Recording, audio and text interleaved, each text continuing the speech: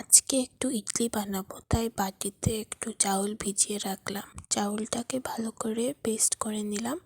তারপর চাটনির জন্য একটা নারিকেল নিয়ে নারিকেলটাকে ভালো করে ছোট করে কেটে নিলাম।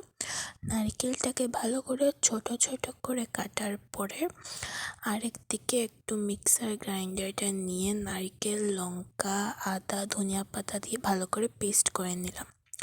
এইসব ভালো করে পেস্ট করার পরে কড়াইতে তেল, লঙ্কা, কালি জিরা, কারি পাতা দিয়ে ভালো করে নাড়িয়ে নিলাম। একটা সম্বাস বানিয়ে নিলাম। এই সম্বাসটাকে চাটনির পেস্টের মধ্যে ঢেলে ভালো করে নাড়াচাড়া করে নিলাম।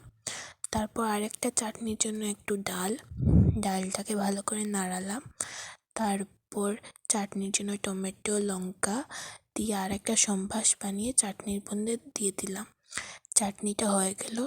তারপর এখন ইডলিটা বসানোর জন্য ইডলিটা বসিয়ে দিলাম। দেখো, ইডলিটা বসিয়ে দিলাম। ইডলিটা এখন ভালো করে হচ্ছে। তারপর ইডলিটা নামিয়ে নিলাম। এই আমাদের ইডলি হয়ে গেল।